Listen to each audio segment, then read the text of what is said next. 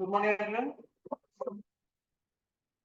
एक बार रिवाइज करके इंटरेक्ट करेंगे किया हमने जीएसटी में, ठीक है? फिर आगे बढ़ते हैं। तो सबसे पहले सेक्शन 1 पढ़ा था अपन ने। दिस एक्ट में be called this act shall be called central goods and services tax act 2017 and it will extend to whole of India including Jammu and Kashmir, ठीक है? सेक्शन 2 डेफिनेशंस बताता है, जिसमें कुछ कुछ डेफिनेशंस हमने पढ़ ली थी। इस सेक्शन 2 सबसेक्शन 52, ठीक है? Goods Goods means every kind of movable property other than money and securities, but it includes actionable claims, growing crops, and things attached to earth which are agreed to be severed before supply or under a contract of supply. ठीक है? ऐसे ही section 2 subsection 102, इसमें services means anything other than goods, money and security, but it includes activity relating to use of money and conversion of money from one form currency denomination to another form currency or denomination for which a separate consideration is charged. ठीक है? तो ऐसे बहुत सारी definition अपन ने पढ़ ली थी। Composite supply की पढ़ी थी, मिक्स सप्लाई की पढ़ी थी, पर्सन की पढ़ी थी, ठीक है?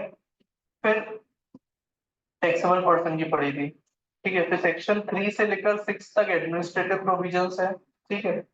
सेक्शन 7 बात करता है सप्लाई, जो मेन चार्जिंग पॉइंट है basically, that is section 7 which is supply, ठीक है? सप्लाई की डेफिनेशन में हमने पढ़ा था, मतलब क्या चीज करने से जीएसटी लगेगा, तो सप्लाई करने से जीएसटी लगेगा, ठीक है?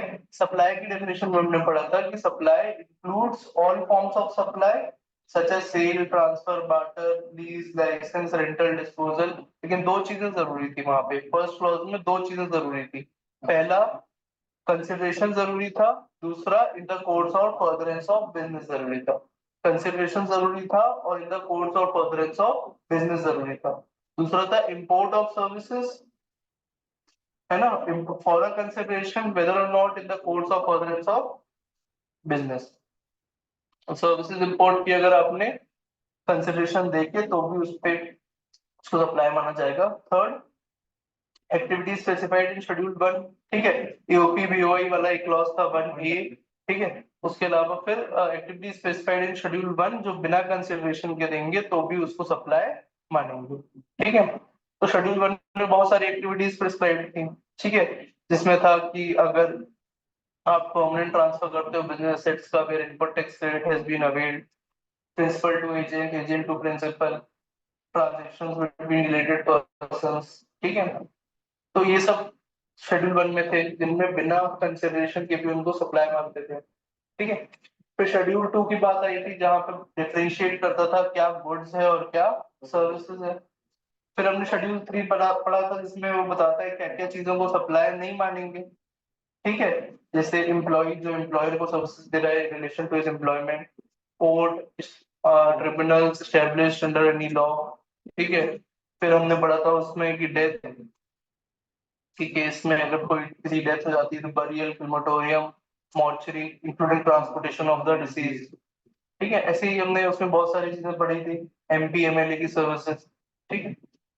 उसके बाद सेक्शन 8 आया था, जो बताता है कि अगर कंपोजिट सप्लाई हो, मतलब दो या दो से ज्यादा गुड्स और सर्विसेज एक साथ दिए जा रहे हैं which are naturally bundled and supplied in conjunction with each other, तो उसमें जो प्रिंसिपल सप्लाई का रेट है वो लगेगा।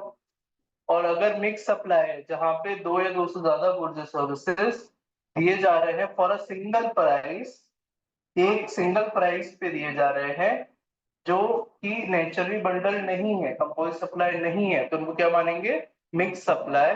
और उसमें हाईएस्ट रेट जो गुड्स और सर्विसेज दिए जा रहे हैं उनमें जो हाईएस्ट रेट होगा वो लगेगा, ठीक है? फिर हमने सेक्शन 9 पढ़ा था। सेक्शन 9 चार्जिंग सेक्शन है, जिसको हमने 3 पार्ट में डिवाइड किया था, एक फॉरवर्ड चार्ज, एक रिवर्स चार्ज और तीसरा ई कॉमर्स ऑपरेटर। फॉरवर्ड चार्ज में क्या होता है? फॉरवर्ड चार्ज में जो सप्लायर है, he is the person liable to pay tax. Supplier tax pay करता है गवर्नमेंट को रेसिपिएंट से वसूल करके। रिवर्स चार्ज में रेसिपिएंट डायरेक्टली पे कर देता है गवर्नमेंट को, और ई कॉमर्स ऑपरेटर में ना सप्लायर पे करता है ना रेसिपिएंट। अगर जिस ई कॉमर्स ऑपरेटर के थ्रू सर्विस दी जा रही है वो पे करता है, ठीक है? उसमें नोटिफाइड सर्विसेज है ई कॉमर्स ऑपरेटर की, hotel accommodation, rent a cab, ठीक है, हाउसकीपिंग सर्विसेज, ये सब क्या है? नोटिफाइड सर्विसेज, ठीक है? क्लियर है यहाँ तक? सेक्शन 9 में हमने पढ़ा था पेट्रोलियम प्रोडक्ट्स पे जीएसटी नहीं लगता, बट गवर्नमेंट कभी भी नोटिफिकेशन निकाल के उस पे जीएसटी लगा सकती है। एल्कोहलिक लिकर पे कभी नहीं लगा सकती, उसके लिए उसको कॉन्स्टिट्यूशन अमेंड करना पड़ेगा। ठीक है, उसके बाद आते हैं सेक्शन 10 पे, विच इज कंपोजिशन स्कीम। ये कंपोजिट लेवी, कंपोजिशन लेवी। ठीक है, तो इसके बारे में थोड़ा ब्रीफ पहले लिख लो, फिर अपन इसको यहाँ एक्ट से पढ़ेंगे। तो हेडिंग देना कंपोजिशन स्कीम।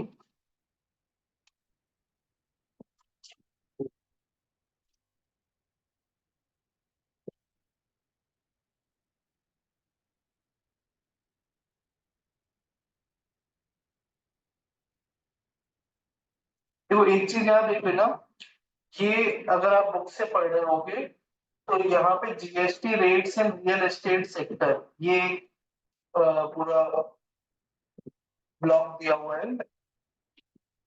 यहाँ पे आपको पेज नंबर 3.40 पे, ठीक है, पेज नंबर 3.40 पे ये चीज दी हुई है। ठीक है, तो इसको काट देना। ठीक है, ये एग्जाम पर्पस से नहीं है। ठीक है, यहाँ लिखा हुआ है नीचे, discussion in above paras highlighted in blue is only for purpose of knowledge of the students and is not meant for examination purposes। ठीक है, तो वो जब हम रियल एस्टेट सेक्टर के बारे में बात करेंगे तो उसको टच कर लेंगे, लेकिन ये फालतू में याद करके अपना समय वेस्ट मत करना। रेट संबंधित हमको कोई भी चीज नहीं है कोर्स में। रेट हमको हमेशा दिया रहेगा क्वेश्चन में। हमारे कोर्स में क्या है, सिर्फ एग्जेम्पशंस है, वो भी सर्विसेज की। सर्विसेज जो एग्जाम्प्ट है वो बस हमको याद रखनी है। रिवर्स चार्ज में जो सर्विसेज है वो याद रखनी है। ये दो चीजें हमको याद रखना है। बाकी रेट की, आप लैपटॉप खरीदने जाओगे तो क्या जीएसटी रेट है, टेबल पे क्या जीएसटी रेट है, ये सब याद रखने की जरूरत नहीं है, ये कोर्स में नहीं है। ठीक है, ये लिख लिया हेडिंग कंपोजिशन स्कीम।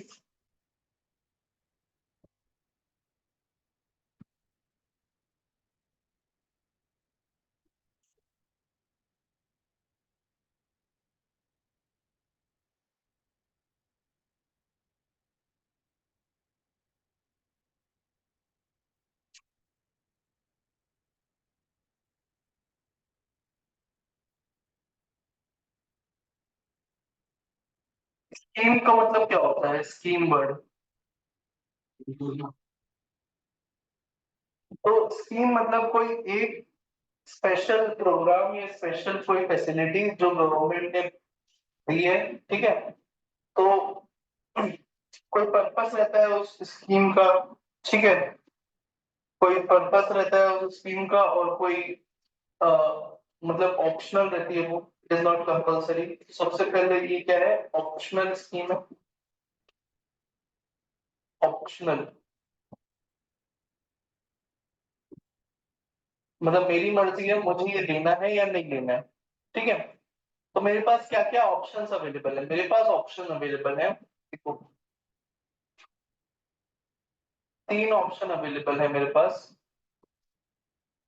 अभी लिखना नहीं, इसको पहले समझ लो। या तो मैं अनरजिस्टर्ड रहूं, या तो मैं रजिस्ट्रेशन लूं। दो ऑप्शन ये होगा। अब रजिस्ट्रेशन लेता हूं तो उसमें भी 2 ऑप्शन आ जाते हैं मेरे पास। या तो मैं कंपोजिशन में रजिस्टर्ड लूं, रजिस्ट्रेशन लूं, या तो मैं रेगुलर स्कीम में लूं, अदर देन कंपोजिशन। ठीक है, तो as a tax payer I have 3 options. ठीक है, ऑप्शन कब, जब मैं तीनों कैटेगरी में एलिजिबल हूं। अगर मैं किसी कैटेगरी में एलिजिबल ही नहीं हूं तो वो ऑप्शन मेरे लिए खत्म हो गया। सपोज मेरा टर्नओवर अगर 1 करोड़ रुपए है, तो एक्ट मुझे परमिशन ही नहीं देता कि आप अनरजिस्टर्ड रहो, कंपलसरी रजिस्ट्रेशन लेने बोलता है। तो मेरे लिए एक ऑप्शन खत्म हो गया। अगर मैं एलिजिबल हूं तो मेरे पास 3 ऑप्शन है। सबसे पहला ऑप्शन है कि मैं अनरजिस्टर्ड रहूं, अनरजिस्टर्ड। दूसरा ऑप्शन है कि मैं रजिस्टर्ड हो जाऊं, और कहाँ रजिस्टर्ड हूं, कॉम्पोजिशन स्कीम में। और तीसरा ऑप्शन है मैं रजिस्टर्ड हो जाऊं नॉर्मल स्कीम में।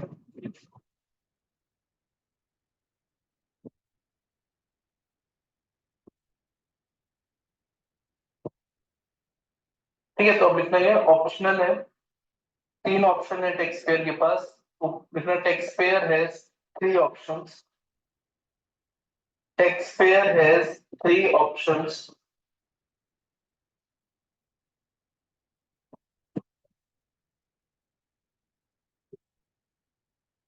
ये 3 ऑप्शन है, ठीक है।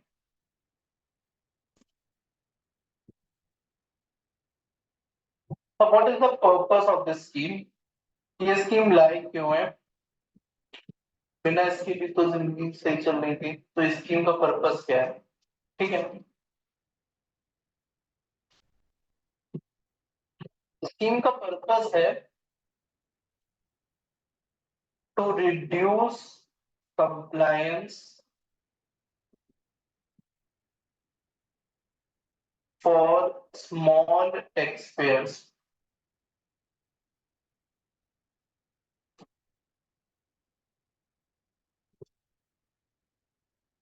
Reduce compliance for small tax payers, छोटे टैक्स पेयर जो हिसाब किताब रखने में कमजोर हैं या जिन लोग ज्यादा रिटर्न भरने में ज्यादा कॉस्ट आ जाएगी उनकी, तो उनके लिए रिड्यूस कंप्लायंस मतलब उनका कंप्लायंस बर्डन कम करने के लिए ये स्कीम है, ठीक है।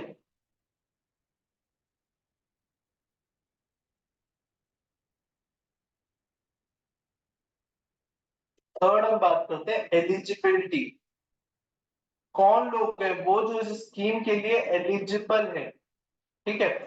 Who are the persons who are eligible for this scheme, ठीक है। तो एलिजिबिलिटी में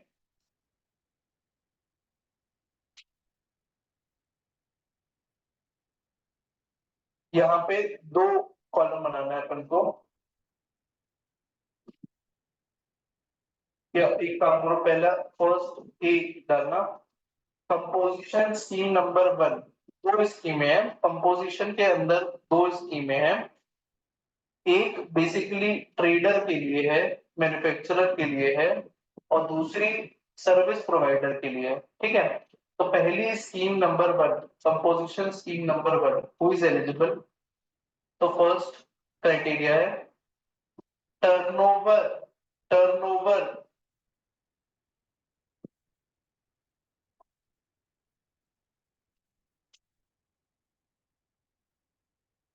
turnover in preceding financial year, PFY मतलब preceding financial year should be less than 1.5 crores, turnover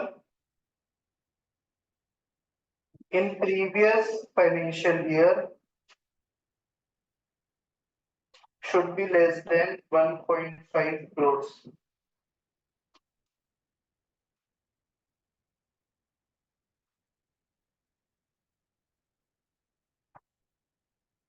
bracket में ये टर्नओवर कंपोजिशन स्कीम नंबर 1 किसके लिए, traders and manufacturers. Who is a trader, trader मतलब जो सामान खरीद के बेच रहा है, that is the trader. Manufacturer जो गुड्स का उत्पादन कर रहा है, दैट इज मैन्युफैक्चरर, ठीक है। तो इसमें टर्नओवर की सबसे पहले लिमिट दे दी, टर्नओवर कितना होना चाहिए, 1.5 करोड़, 1.5 करोड़ का टर्नओवर है आपका, तो हम आपको छोटा व्यापारी मानेंगे। अगर आपका टर्नओवर उससे ज्यादा है, 5 करोड़ है, 10 करोड़ है, तो हम आपको छोटा व्यापारी नहीं मानेंगे, फिर आपको इस स्कीम का बेनिफिट नहीं मिलेगा, ठीक है। अब कुछ स्पेशल कैटेगरी स्टेट्स बनाए गए हैं, स्पेशल कैटेगरी स्टेट्स, संविधान में हमारे कॉन्स्टिट्यूशन में कुछ स्टेट्स को दर्जा दिया गया है स्पेशल कैटेगरी स्टेट्स का, ठीक है। तो स्पेशल कैटेगरी स्टेट्स में ये लिमिट कम है, ठीक है। तो स्पेशल कैटेगरी स्टेट्स में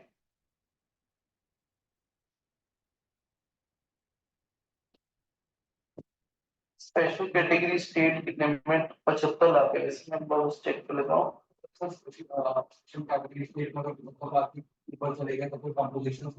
एलिजिबल नहीं है।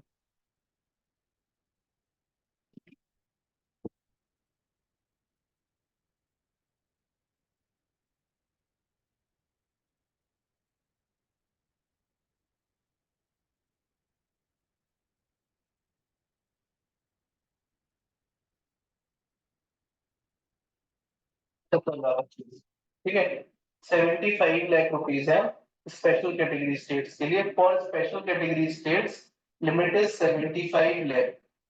ऐसा क्यों, इनके लिए कम लिमिट क्यों रखी गई होगी? तो कौन कौन से स्पेशल कैटेगरी स्टेट्स है पहले वो सुन लो। अरुणाचल प्रदेश, सेवन सिस्टर्स है ना, सुना है सेवन सिस्टर्स? नहीं सुना? सेवन सिस्टर नहीं सुना? सेवन सिस्टर्स नाम ही नहीं सुना बचपन से अभी तक? सुना है? जो नॉर्थ ईस्ट स्टेट्स है उनको क्या बोलते हैं? नॉर्थ ईस्ट स्टेट्स बोलते हैं उनको, सेवन सिस्टर्स बोलते हैं, ठीक है। तो नॉर्थ ईस्ट स्टेट्स है मेनली, और उसके अलावा उत्तराखंड है, ठीक है। अरुणाचल प्रदेश, मणिपुर, मेघालय, मिजोरम, नागालैंड, सिक्किम, त्रिपुरा, ठीक है। उत्तराखंड, उत्तराखंड एडिशनल है। इसके अलावा टोटल 11 स्पेशल कैटेगरी स्टेट्स हैं कॉन्स्टिट्यूशन में, हमारे 11 स्पेशल कैटेगरी स्टेट्स हैं। 11 में से 8 स्टेट्स के लिए लिमिट 75 लाख रुपए है। 3 स्टेट्स ऐसे हैं जो स्पेशल कैटेगरी के हैं, बट वो बोलते हैं हमको ये 75 लाख रुपए की लिमिट नहीं चाहिए, हमको कितने की चाहिए, 1.5 करोड़ की। तो 3 स्टेट अलग से याद रख लो बस, असम, हिमाचल प्रदेश और जम्मू एंड कश्मीर, ठीक है। शॉर्ट फॉर्म है इसका हज, HAJ, हज। हिमाचल प्रदेश, असम और जम्मू कश्मीर, इन स्टेट्स के लिए लिमिट है 1.5 करोड़ रुपए। अब लिमिट कम ज्यादा क्यों रखी गई है ये समझो। जो नॉर्थ ईस्ट स्टेट्स है वहां पे टेरेन ऐसा नहीं है कि वहां व्यापार ज्यादा हो सके, ठीक है।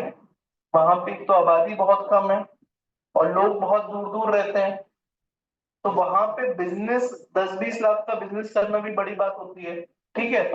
तो इसलिए अगर 1.5 करोड़ लिमिट रख देते तो ज्यादातर वहां के टैक्स पेयर सब इसका फायदा उठा लेते हैं, तो स्टेट गवर्नमेंट का तो रेवेन्यू कम हो जाता है। अभी हम देखेंगे इसमें रेवेन्यू कम क्यों होगा, ठीक है।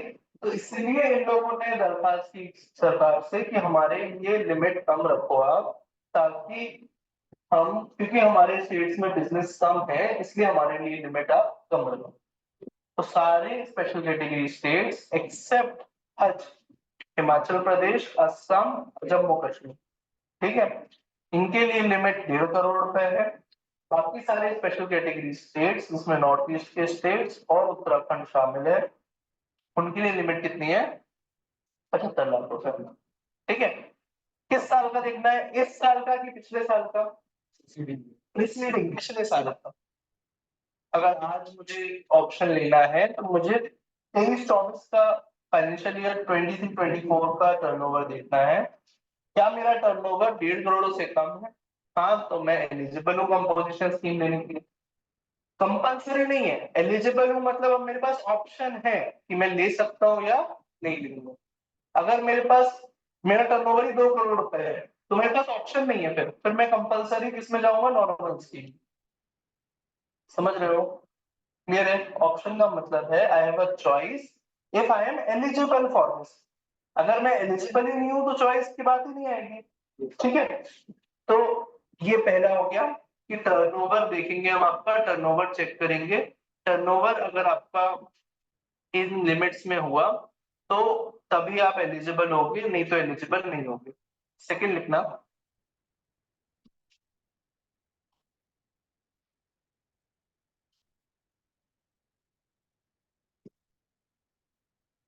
अब कंपोजिशन स्कीम नंबर 2 सर्विसेज वालों के लिए है।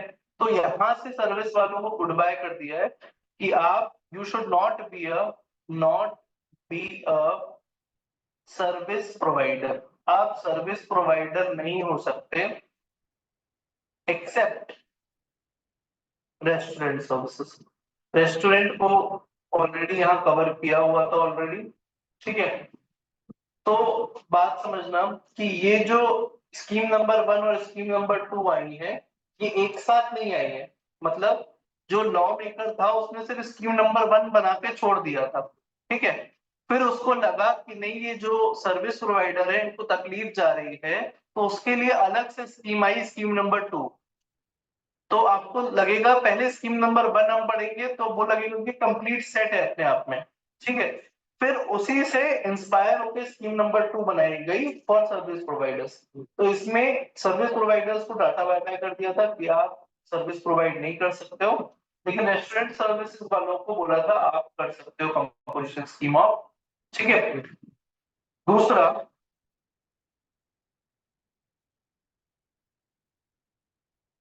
ऐसे कोई गुड्स नहीं बेचते हो आप जिसमें जीएसटी लगता ही ना हो। GST non leviable goods. हाँ, नॉन लेविएबल गुड्स के डीलर अगर हो आप, नॉन लीविएबल गुड्स के डीलर हो अगर आप, तो आपको ये स्कीम नहीं मिल सकती। ठीक है। Not a dealer of GST non leviable goods, ऐसे लिख लो, not a dealer of GST non leviable goods. अब जैसे आपको पता है पेट्रोलियम प्रोडक्ट्स पे, अल्कोहल पे जीएसटी नहीं लगता, और अगर आप ये सामान बेच रहे हो और आपने कंपोजिशन स्कीम ले ली, तो आपको टर्नओवर का एक परसेंटेज टैक्स देना पड़ता है। स्कीम में क्या है, टर्नओवर का एक परसेंटेज टैक्स देना पड़ेगा, तो इस पे भी टैक्स देना पड़ेगा। सपोज मेरा पेट्रोल पंप है, पेट्रोल की सेल मेरी है 50 लाख रुपए, और ऑयल जिसपे जीएसटी लगता है उसकी सेल है 5 लाख रुपए। ठीक है। तो मेरा टर्नओवर कितना हो गया, 55 लाख, 55 लैक्स। तो ये स्कीम बोलती है कि ये टर्नओवर का 1% टैक्स आप दे दो। ठीक है। 5.5 नहीं होगा, 55 हजार रुपए। ठीक है। तो 1% टैक्स दे दो। तो क्या मैंने पेट्रोल पे भी टैक्स लगा दिया इनडायरेक्टली? अगर मैंने पूरे 55 लाख पे 1% वसूल लिया, तो क्या मैंने पेट्रोल पे भी टैक्स लगा दिया, जीएसटी लगा दिया? क्या सेक्शन 9 परमिशन देता है मुझे पेट्रोल पे जीएसटी लगाने की? तो ये मेरा वॉयलेशन हो जाएगा। हो सकता है अल्कोहल वाला हो तो कॉन्स्टिट्यूशन का वॉयलेशन हो जाएगा। इसलिए उन्होंने बोल दिया कि भैया अगर आप पेट्रोल, अल्कोहल ऐसी चीजों में डील करते हो जिसपे जीएसटी लगता ही नहीं है, तो आप इस स्कीम का फायदा नहीं उठा सकते, क्योंकि हमको कॉम्प्लिकेशन नहीं चाहिए। हमको नहीं चाहिए कि हम नॉन कंप्लायंस करें किसी चीज का, तो इसलिए उनको ये बाहर कर दिया। ठीक है। Fourth, not engaged in interstate supply. What is interstate supply? एक स्टेट से दूसरे स्टेट जब सामान जाता है उसको बोलते हैं हम इंटर स्टेट सप्लाई। तो अगर आप इंटर स्टेट सप्लाई करते हो तो क्या होता है, जहां जहां गुड्स जाएंगे वहां वहां उसका टैक्स जाएगा। जीएसटी में, GST is a consumption based taxation या डेस्टिनेशन बेस्ड टैक्सेशन। जहां जहां गुड्स जाएंगे वहां वहां उसका टैक्स जाएगा। तो कंपोजिशन स्कीम में जो इनपुट टैक्स क्रेडिट की चेन है ये ब्रेक हो जाती है। तो जिस स्टेट में डीलर है कंपोजिशन वाला, उसी स्टेट में सारे टैक्सेस रह जाते हैं। इसलिए यहाँ पे इसको मना किया गया कि भाई आप अगर एक स्टेट से दूसरे स्टेट माल बेचते हो तो आप कंपोजिशन स्कीम ऑफ नहीं कर सकते, क्योंकि उस केस में फिर हमारा पर्पस डिफीट हो जाएगा, है ना। तो इसलिए not engaged in, he should not B engaged in inter state supply. तो हर एक पॉइंट का कोई रीजन है, वो रीजन मैं साथ साथ बताते जा रहा हूँ आपको। रीजन याद रखने की जरूरत नहीं है, लेकिन समझने में इजी होता है कि क्यों इनको ये स्कीम का फायदा नहीं दिया गया। नेक्स्ट, अच्छा यहाँ पे inter state supply, inter state outward supply है। ठीक है। एक क्वेश्चन आया था एग्जाम में कि भाई मैं एक डीलर हूं जो मध्य प्रदेश का डीलर हूं और महाराष्ट्र से सामान खरीदता हूं, बेचता मध्य प्रदेश में ही हूँ। मध्य प्रदेश का डीलर हूँ, महाराष्ट्र सामान खरीद के लाता हूँ और बेचता मध्य प्रदेश में ही हूँ। क्या मैं कंपोजिशन स्कीम ऑप्ट कर सकता हूँ? जबलपुर में रजिस्टर्ड डीलर हूँ, मुंबई से सामान खरीद के लाया और जबलपुर में बेच रहा हूँ, तो क्या मैं कंपोजिशन स्कीम ऑप्ट कर सकता हूँ या नहीं कर सकता हूँ? देख सकता हूँ। हाँ?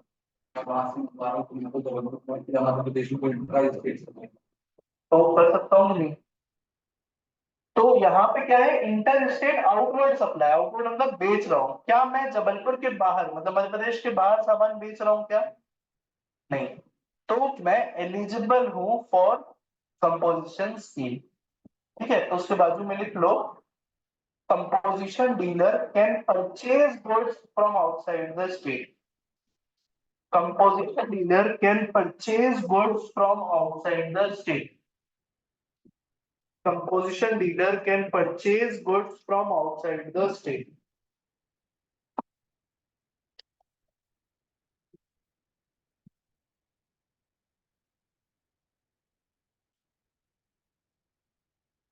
एलिजिबिलिटी की बात कर लेते हैं हम। एलिजिबिलिटी में सबसे फर्स्ट पॉइंट हमने लिखा था, turnover should in preceding financial year, PFY मतलब preceding financial year, should be less than 1.50 crores, 75 lakhs in special category states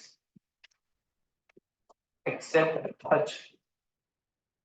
ठीक है, अब एग्जैक्टली 1.5 करोड़ हुआ तो एलिजिबल रहूंगा कि नहीं?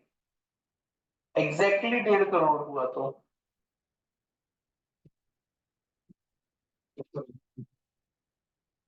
क्या लिखा है?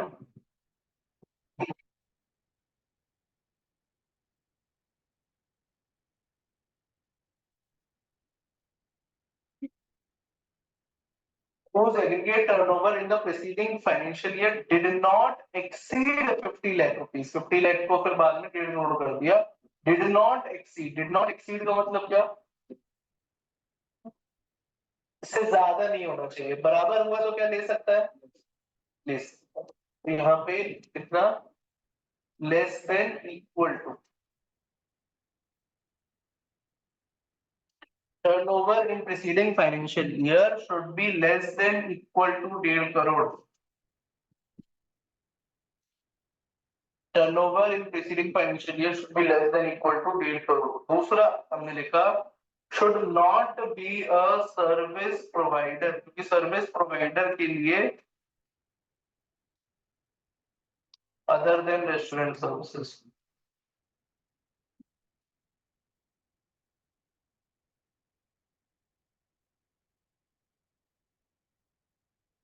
थर्ड क्या लिखा? थर्ड लिखा अपन ने, should not be a dealer of GST non variable goods. Reason क्या है? रीजन भी लिखते जा रहा हूं मैं।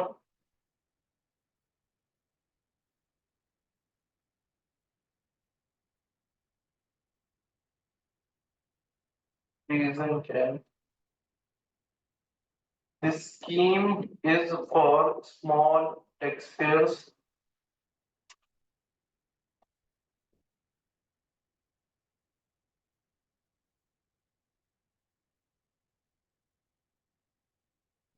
इसका रीजन क्या था? Scheme number 2 is for service provider, तो स्कीम नंबर 1 से बाहर है।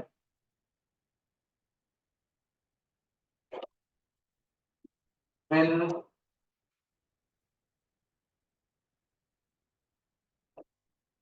indirectly GST shall be levied on such goods। तो अगर इनको रख देंगे कंपोजिशन स्कीम में तो जीएसटी लग जाएगा इन गुड्स पे भी। Not engaged in inter state outward supply.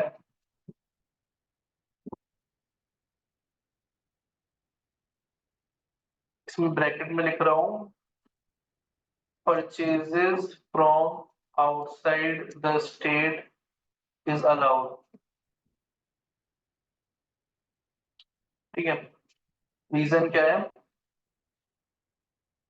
GST is a destination based tax,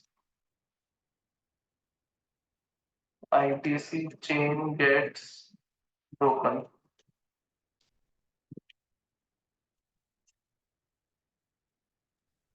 sir ये फोर्थ वाला पॉइंट एक बार फिर से बता दीजिएगा। yes of composition scheme।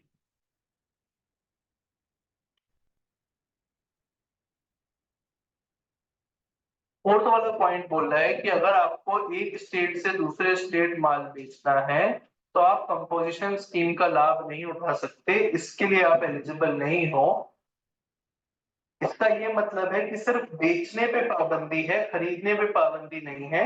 आप दूसरे स्टेट से माल खरीद के सेम स्टेट में बेच सकते हो, ठीक है। तो इसलिए वो यस सर। ब्रैकेट में अलग से लिख दिया है क्योंकि कंफ्यूज करने के लिए एग्जाम में क्वेश्चन आ सकता है, ठीक है।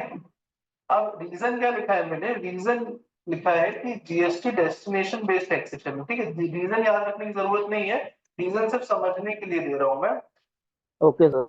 तो रीजन ये है कि इनपुट टैक्स क्रेडिट की जो चेन है वो कंपोजिशन स्कीम में अगर कोई चला गया तो वो ब्रेक हो जाती है। क्यों ब्रेक हो जाती है? तो कंपोजिशन स्कीम का लाभ अगर आपको लेना है तो आईटीसी की कुर्बानी देनी पड़ती है, ठीक है, अभी अपन देखेंगे। तो यस इसलिए वो ब्रेक हो जाती है चेन। ठीक है सर।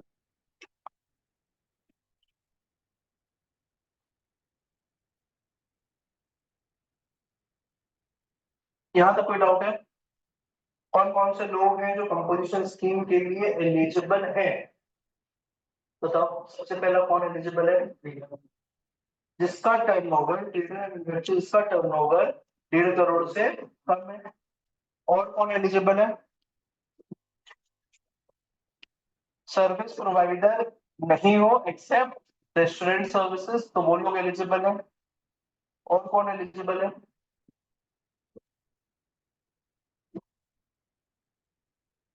तो कंपोजिशन स्कीम के लिए और कौन लोग एलिजिबल हैं? दो हो गए। हाँ, जो इंगेज नहीं हो इंटर स्टेट सप्लाई में, मतलब जो इंटर स्टेट सप्लाई कर रहा है सिर्फ, वो एलिजिबल है। और चौथा, जीएसटी नॉन लिविएबल गुड्स जो बेच नहीं रहा वो भी एलिजिबल है स्कीम लेने की, ठीक है। ये 4 पॉइंट क्लियर हो गए। फिफ्थ पॉइंट जाते हैं। He is not engaged in making any supply of goods or services through e-commerce operator. Does not supply goods through e-commerce operator.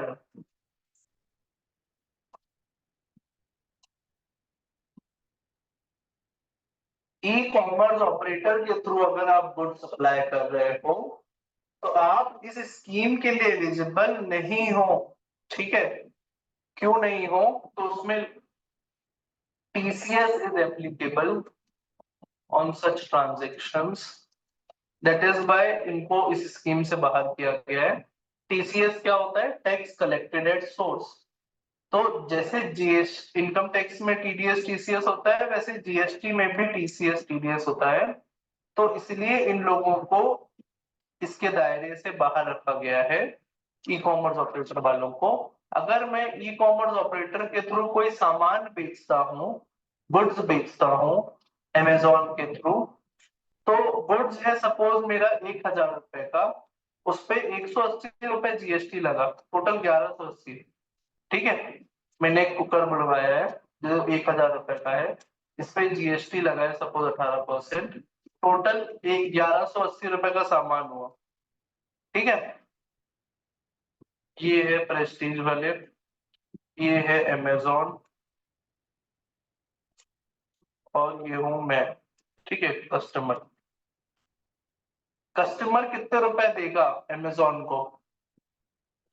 1,180 रुपए, very good. Customer will pay 1180 to Amazon, ठीक है। अब बताओ Amazon कितना पे करना चाहिए प्रेस्टीज को?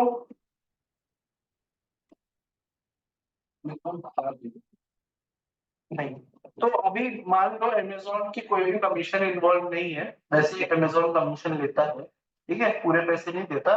अभी थ्योरेटिकली मान लो कि कमीशन इन्वॉल्व नहीं है, तो सरकार ने अमेजोन को बोला कि भाई तुम 2% जो भी जीएसटी बनता है टैक्सेबल वैल्यू पे, वो टैक्सेबल वैल्यू का 2%, मतलब यहाँ पे 20 रुपए तुम काट के हमें जमा कर दो, ताकि हमें पता चल जाए कि प्रेस्टीज वाली ने तुम्हारे थ्रू कितना सामान बेचा है, ठीक है।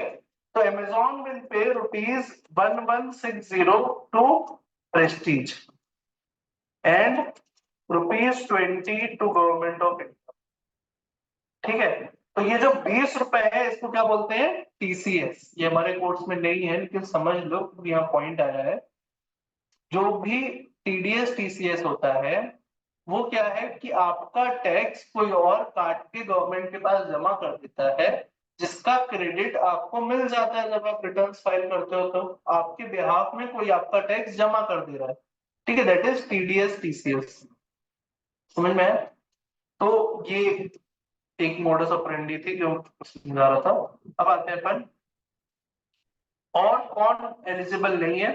तो manufacturer of, not a manufacturer of specified goods. कुछ गुड्स के लिए बोला गया है कि इन गुड्स के मैन्युफैक्चरर्स को हम कंपोजिशन स्कीम ऑप्ट नहीं करने देंगे। ठीक है, कौन कौन से वो गुड्स हैं तो वो लिख लो बाजू में। He is not a manufacturer of specified goods। Specified goods है नंबर 1 टोबैको,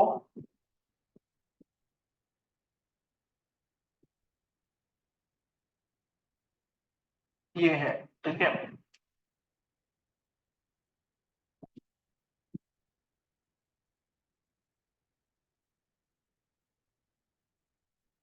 तो ice cream, it's not a manufacturer of, तो आइसक्रीम है, टोबैको है, पान मसाला है,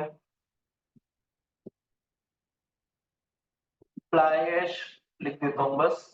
ठीक है, fly ash, bricks, etcetera.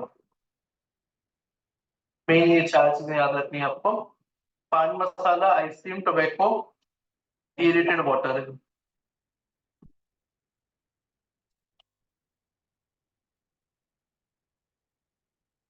Fly ash, bricks, fly ash aggregate, fly ash block, bricks of similar, मतलब ये सब एक जैसे ही है। ठीक है, आइसक्रीम तो सबको पता है, पान मसाला भी पता है। अच्छा, देवगन ऐड करता है इसका, विमल, पान मसाला। ठीक है, टोबैको मतलब सिगरेट। ठीक है, एरेटेड वाटर क्या होता है? एरेटेड वाटर, नाम याद रखना है, एरेटेड वाटर। ठीक है, फ्लाई ब्रिक्स, फ्लाई ब्रिक्स क्या होता है? जैसे अपने कोयला होता है, कोयले से बिजली बनती है, पता है आपको? थर्मल प्लांट होता है, कोयले से कोयला आता है, कोयले से पानी गर्म होता है, स्टीम टरबाइन से टरबाइन घूमता है, बिजली बनती है। ठीक है, फिर वो कोयला जब जल जाता है तो राख बचती है। ठीक है, वो राख को बोलते हैं फ्लाई ऐश। ठीक है, जो कोयला जलने के बाद रेसिडुअल बचता है, जैसे पेपर जलाते हैं ना तो कुछ रेसिडुअल बच जाता है, वैसे कोयले को जला के कुछ रेसिडुअल बचता है तो उसको बोलते हैं फ्लाई ऐश। ये फ्लाई ऐश से ईंट बनती है जो घरों में लगती है। एक तो नॉर्मल मिट्टी से ईंट बनती है लाल रंग की, और एक ग्रे कलर की ईंट आती है आजकल, उसको बोलते हैं फ्लाई ऐश ब्रिक्स। जैसे आपने फ्लाईओवर देखा होगा तो उसमें बड़े बड़े ब्लॉक भी बनते हैं फ्लाई ऐश के। ठीक है, सीमेंट के जैसे बनते हैं ना, वैसे फ्लाई ऐश के भी बनते हैं। ठीक है, सीमेंट मिक्स करके ही बनाते हैं उसको। ठीक है, तो ये चीजें, इन चीजों की मैन्युफैक्चरिंग पे कंपोजिशन स्कीम आप ऑप्ट नहीं कर सकते। क्यों ऑप्ट नहीं कर सकते? क्योंकि यहाँ पे हाई प्रॉफिटेबिलिटी होती है। ठीक है, हाई प्रॉफिटेबिलिटी, टोबैको, पान मसाला, इन सब चीजों में हाई प्रॉफिटेबिलिटी होती है, तो गवर्नमेंट नहीं चाहती कि इनको हम बेनिफिट दें कंपोजिशन स्कीम का। ठीक है, हाँ, एरेटेड वाटर मतलब बेसिकली बता दे रहा हूँ।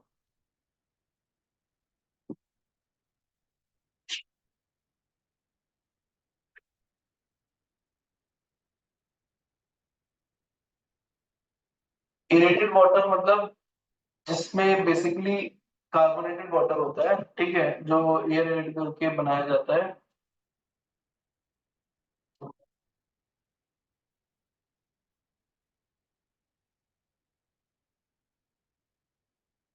ये बेसिकली लेक, रिजर्वॉयर, इन सब में यूज होता है एरेटेड वाटर। ठीक है।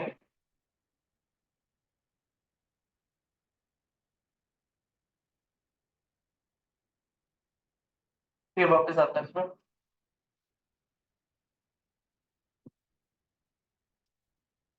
लास्ट है कैजुअल टैक्सेबल पर्सन और non resident taxable person.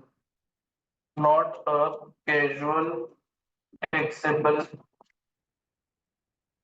Person और NRTP, non resident taxable person, इसको बोलते हैं सीटीपी, कैजुअल टैक्सेबल पर्सन।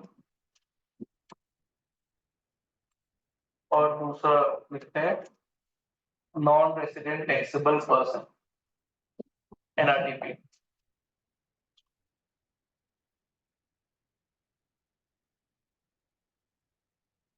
इनको क्यों नहीं दिया है? तो कैजुअल टैक्सेबल पर्सन कौन होते हैं और नॉन रेसिडेंट टैक्सेबल पर्सन कौन होते हैं, इस समझ लेते हैं अपन। टेम्पररी लोग, टेम्पररी पीपल। टेम्पररी मतलब जो लोग कुछ समय के लिए बस आए हैं और फिर चले जाएंगे, वो लोग क्या है, टेम्पररी लोग। ठीक है। तो जैसे यहाँ पे एक कार का समझ लो एग्जीबिशन लगा है, दुनिया भर से लोग आए हैं, हर स्टेट से लोग आए हैं, बाहर से भी आए हैं, कार डिस्प्ले करेंगे। ठीक है। कार पसंद आ जाएगी तो कोई खरीद लेगा यहाँ पे। ठीक है। तो जैसे ही एग्जीबिशन खत्म होगा वो लोग वापस चले जाएंगे। ठीक है। जैसे आईपीएल खेलने जो लोग आते हैं, वो लोग क्या शॉर्ट ड्यूरेशन के लिए आए और फिर चले गए। तो उसमें अब दो तरह के लोग हैं, एक जो विदेशी, विदेश से आए, और एक जो देशी लेकिन दूसरे स्टेट से आए। तो जो विदेश से आए हैं, जिनका परमानेंट एड्रेस यहाँ का नहीं है, कुछ समय के लिए आए हैं और वापस चले जाएंगे, उन लोगों को बोलते हैं नॉन रेसिडेंट टैक्सेबल पर्सन।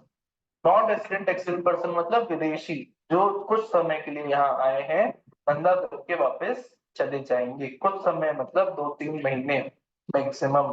ठीक है। कैजुअल टैक्सेबल पर्सन क्या होता है, भैया दूसरे स्टेट में धंधा करता है बट कुछ समय के लिए यहाँ आ गया है, तो उसको अलग टर्म क्यों दी, क्योंकि ये हो सकता है रजिस्टर्ड हो उस स्टेट में, बट हमारे स्टेट के लिए ये विदेशी है।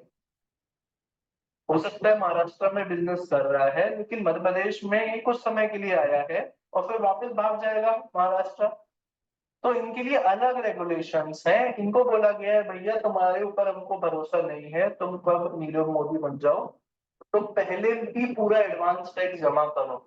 जितना तुम्हें लगता है कि लायबिलिटी आएगी जीएसटी की, तुम पहले ही जमा करो एज सिक्योरिटी, तब जाके हम तुमको धंधा करने देंगे मध्य प्रदेश में।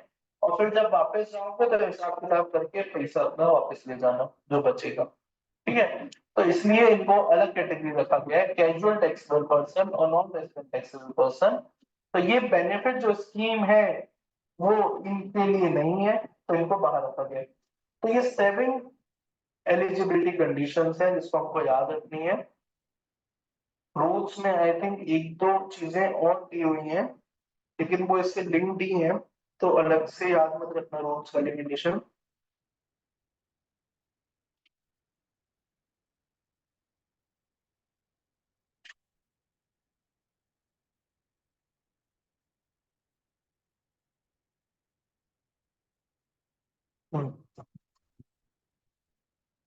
कौन कौन एलिजिबल नहीं है, तो अभी अपन स्कीम नंबर 1 में है, पहला वाला block. Supplier engaged in making any supply of goods or services which are not liable to tax, inter state जो माल बेच रहा है, ई कॉमर्स ऑपरेटर के थ्रू माल बेच रहा है, मैन्युफैक्चर ऑफ स्पेसिफाइड गुड्स जो है, casual taxable person, non resident taxable person जो है, और supplier of services except restaurant services. ठीक है। तो ये लोग एलिजिबल नहीं है। अब आप बोलोगे इसमें 6 ही लोग हैं, आपने 7 लिखवाए हैं, तो वो जो पहला कंडीशन है वो एलिजिबिलिटी में आ जाता है। मतलब दो तरह से एलिजिबिलिटी डिफाइन की है, कौन लोग एलिजिबल है, तो उसमें लिख दिया जिसका टर्नओवर 1.5 करोड़ से कम है। फिर कौन लोग एलिजिबल नहीं है, तो उसमें ये 6 लोग दे दिए। तो मैंने दोनों को साथ में लिखवा दिया क्योंकि साथ में ही करना पड़ेगा ना दोनों को। अगर मेरा टर्नओवर 40 लाख रुपए है बट मैं आइसक्रीम का मैन्युफैक्चरर हूँ, मैं एलिजिबल नहीं हूँ, तो साथ में पढ़ना है ना। अगेन ध्यान देना, वर्ड लिखा है मैन्युफैक्चरर। अगर मैं आइसक्रीम का ट्रेडर हो गया तो मैं एलिजिबल हो जाऊंगा। कौन एलिजिबल नहीं है? सिर्फ स्पेसिफाइड मैन्युफैक्चरर। क्लियर है? यहां तक कोई डाउट है? अब ये स्कीम का हमने क्या क्या पढ़ लिया? सबसे पहले पढ़ा हमने कि ये स्कीम का पर्पस क्या है। हमने पढ़ा ये स्कीम ऑप्शनल है। फिर हमने पढ़ा इसकी पर्पस, फिर हमने पढ़ा इसकी एलिजिबिलिटी। अब ये सब इतना सब करना क्यों है? क्यों ये स्कीम के पीछे लोग पागल हो रहे हैं? क्या फायदा है इस स्कीम में? ठीक है, तो बेनिफिट्स ऑफ दिस स्कीम। अब लिखते हैं benefits of this scheme.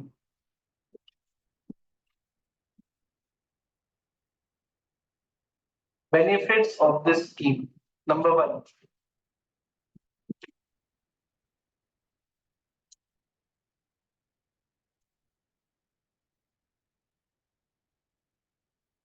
GST rate जो हो जाएगा आपका, GST rate shall be very low. GST rate जो गुड्स और सर्विसेज का है वो बहुत कम है इस स्कीम में। इस स्कीम में आने से आपको जो नॉर्मल जीएसटी का रेट देना पड़ता है वो रेट नहीं देना पड़ेगा। आपको एक बहुत ही कम रेट देना पड़ेगा। कितना रेट देना पड़ेगा? तो यहाँ पे लिखना सीजीएसटी, जीएसटी कैटेगरी। अगर आप रेस्टोरेंट के संचालक हो, रेस्टोरेंट सर्विसेज प्रोवाइड करते हो, खाने पीने की सेवाएं देते हो, तो 2.5% देना है आपको। मतलब 2.5% सीजीएसटी, 2.5% एसजीएसटी, मतलब जीएसटी का कितना? 5%। जीएसटी हमेशा डबल रहेगा सीजीएसटी में, ठीक है? तो एग्जाम में किस चीज का रेट पूछा है ये ध्यान देना है। सीजीएसटी अगर लिखा होगा तो 2.5% टिक करना है, जीएसटी लिखा होगा तो 5%। रेस्टोरेंट सर्विसेज अगर दे रहे हो आप तो 2.5%, 2.5%, 5% देना है। मैन्युफैक्चरर हो अगर, मैन्युफैक्चरर, तो 0.5%, विच इज 1%। ये किसका? Of turnover, of turnover. और अदर्स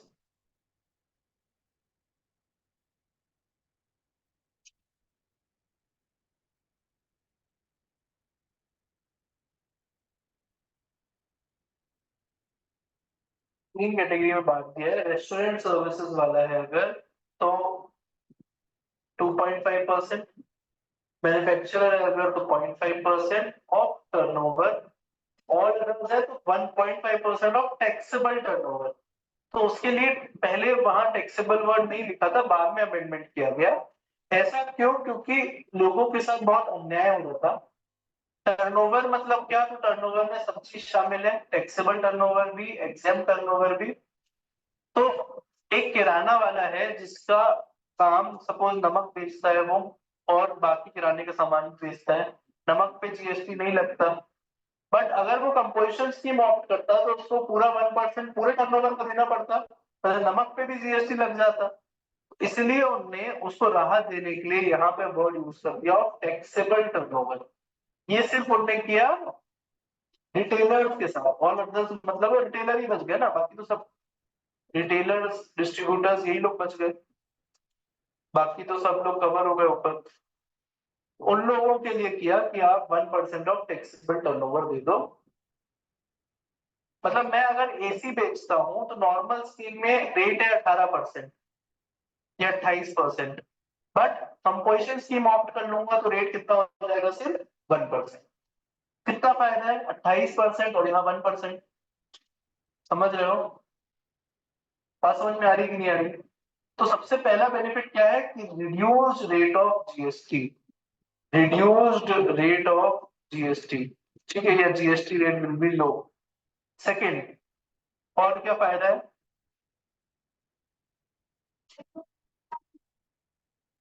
क्या? हाँ, अब क्या है, दो रेट्स हैं। एक जो मैक्सिमम रेट है और एक जो प्रिस्क्राइब्ड रेट है। ठीक है, तो ये जो मैं लिखवा रहा हूं ये प्रिस्क्राइब्ड रेट्स है।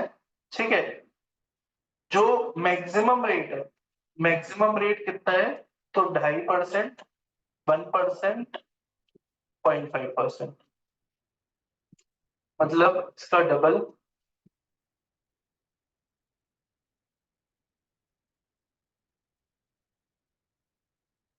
जैसे मैक्सिमम रेट जीएसटी का हो सकता है 40%, बट प्रिस्क्राइब्ड है 28% तक। ठीक है, वैसे ही ये एक्ट में लिखा है, ये एक्ट में लिखा है, जब हम एक्ट पढ़ेंगे तो एक्ट में लिखा है कि रेस्टोरेंट वालों को 2.5% देना है, मैन्युफैक्चरर वालों को 1% और बाकी लोगों को 0.5%। ठीक है, और ये सब ऑफ टर्नओवर ही लिखा है, एक्ट में ऑफ टर्नओवर ही लिखा है तीनों जगह।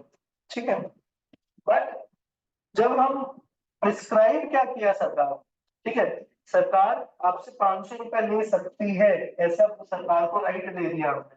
ठीक है, बट 500 रुपया ही लेंगे ऐसा जरूरी नहीं है, सरकार को लगता है 500 रुपये ज्यादा है, वो 300 ही दे देंगे। तो वैसे जो प्रिस्क्राइब रेट है that is not same as the maximum rate. ठीक है, जो प्रिस्क्राइब रेट है वो सेम नहीं है जो मैक्सिमम रेट है, तो यहाँ पे रेट कम है प्रिस्क्राइब्ड मैन्युफैक्चरिंग केस में।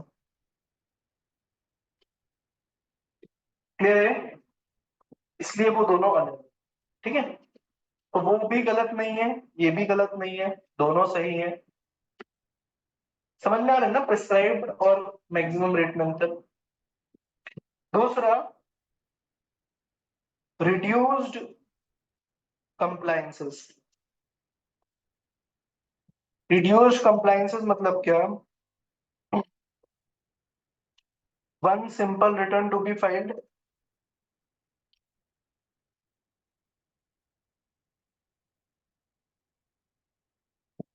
साल में सिर्फ एक रिटर्न फाइल करनी है, जीएसटीआर 4 नाम है रिटर्न का।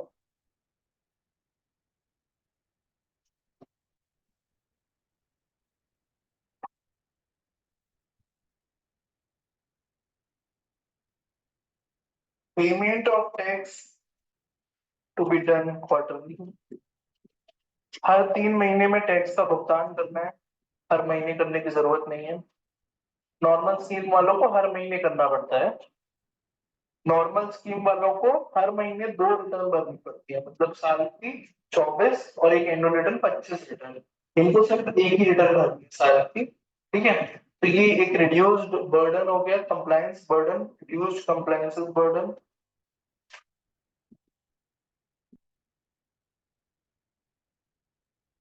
तो ये दो मेजर बेनिफिट है इस स्कीम के।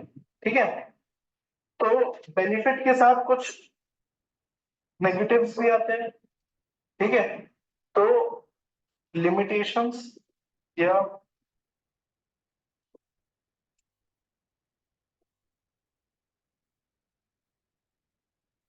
इसको लिख सकते हो आप लिमिटेशन की जगह। हाँ हाँ, वर्ड सोच रहा हूँ, इसका वर्ड लिख सकते हो आप, सेक्रीफाइस फॉर दिस स्कीम। इस स्कीम को लेने के लिए क्या क्या सेक्रीफाइसेस करने पड़ेंगे। ठीक है, पहला sacrifice, no GST input tax credit, GST का इनपुट टैक्स क्रेडिट ही नहीं मिलेगा आपको। Second, GST cannot be collected from recipient, मतलब जेब से देना है, सामने वाले से वसूल के नहीं दे सकते। पहले मैं क्या करता था, 1,000 रुपए का बिल देता था, 180 जीएसटी लगाता था, सामने वाला 1180 देता था। अब मैं अलग से जीएसटी दर्शा के ले नहीं सकता उससे, मैं बोल सकता हूँ मेरे जो बोलते हैं वो 1180 रुपए के हैं। जीएसटी के नाम पे अलग से वसूली नहीं कर सकता, I can not collect GST from the customer, I have to pay it from my own pocket. ठीक है, तो कलेक्ट नहीं कर सकता, तो can not pass on input tax credit to customer. मैं कस्टमर को input tax credit pass on भी नहीं कर सकता हूँ। हाँ, कैन नॉट, बंद हो गया, can not pass input tax credit to customer. अभी बंद हुआ, पहले से can not pass input tax credit to customer.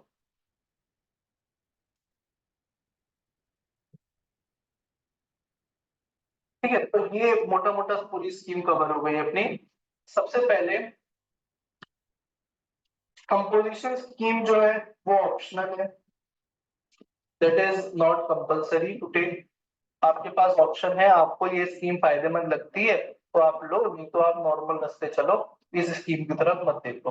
ठीक है, दिस इज ऑप्शनल सबसे पहले। सेकंड, और द पर्पस क्या है? पर्पस है कि स्मॉल टैक्स पेयर्स को कंप्लायंस बर्डन से राहत देना, that is the main purpose of this scheme. ठीक है, क्या ये स्कीम सिर्फ जीएसटी में आई, इसके पहले ये स्कीम नहीं थी क्या ओल्ड लॉज में? तो पहले भी जितने लॉज थे उन सब लॉज में, मतलब वैट में, ये स्कीम रहती थी, इस तरह की कोई स्कीम। ठीक है, तो उसी स्कीम को ये यहाँ ले आए हैं थोड़ा सा प्लस माइनस करके। ठीक है, तो ऐसा नहीं है कि ये स्कीम पहली बार आई है, ये स्कीम पहले भी बाकी लॉज में रहती थी। ठीक है, तो इस स्कीम के फिर एलिजिबिलिटी, एलिजिबिलिटी के 7 पॉइंट लिखे हैं हमने जो आपको याद रखना है। पहला, टर्नओवर 1.5 करोड़ होना चाहिए पिछले फाइनेंशियल ईयर में या उससे कम होना चाहिए। स्पेशल कैटेगरी स्टेट्स के लिए 75 लाख रुपए है। स्पेशल कैटेगरी स्टेट्स में हज को इंक्लूड नहीं करोगे आप। हज मतलब हिमाचल प्रदेश, असम एंड जम्मू कश्मीर। ठीक है, असम है, अरुणाचल प्रदेश नहीं है। ए से कंफ्यूजन होता है कि ए से, क्योंकि बहुत सारे स्टेट्स हैं। ठीक है, तो ए से असम है, ये याद रखना है। तो हज, या और आपको कोई और शॉर्ट फॉर्म रखना है तो वो रख सकते हो। ठीक है, क्लियर है? जैश रख सकते हो, JASH। जे से जम्मू कश्मीर, एस से असम और एच से हिमाचल। ठीक है ना? आतंकवादी संगठन जैश, तालिबान, उससे आप रख सकते हो। ठीक है, फिर 6 कंडीशन और। पहला, सर्विसेज नहीं दे रहा हो अदर देन रेस्टोरेंट सर्विसेज। ई कॉमर्स ऑपरेटर से उसका कोई ताल्लुकात नहीं होना चाहिए। इंटर स्टेट आउटवर्ड सप्लाई नहीं देना चाहिए। ठीक है, उसके बाद ऐसे कोई गुड्स ना बेच रहा हो जिसपे जीएसटी लगता ही ना हो, नॉन लीवेबल गुड्स। फिर मैन्युफैक्चरर ना हो स्पेसिफाइड गुड्स का। स्पेसिफाइड गुड्स क्या क्या है? आइसक्रीम, टोबैको, पान मसाला, फ्लाई है, एरेटेड वाटर। ठीक है, और उसके बाद एक चीज और थी,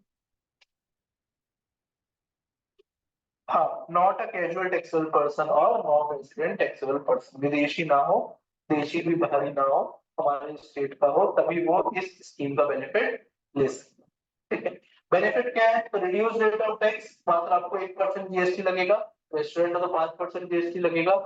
ठीक है, रिटर्न एक ही भरनी है साल भर में। नुकसान क्या क्या है, या क्या क्या कुर्बानियां देनी पड़ेगी? आईटीसी ना ले सकते हो, ना पास ऑन कर सकते हो, कस्टमर से जीएसटी कलेक्ट नहीं कर सकते। ठीक है, तो ये पूरा थ्योरेटिकल अभी डिस्कशन हो गया कंपोजिशन स्कीम का। अब ये आप पढ़ लेना एक बार, पेजेस 3.41 से लेकर 3.41 से लेकर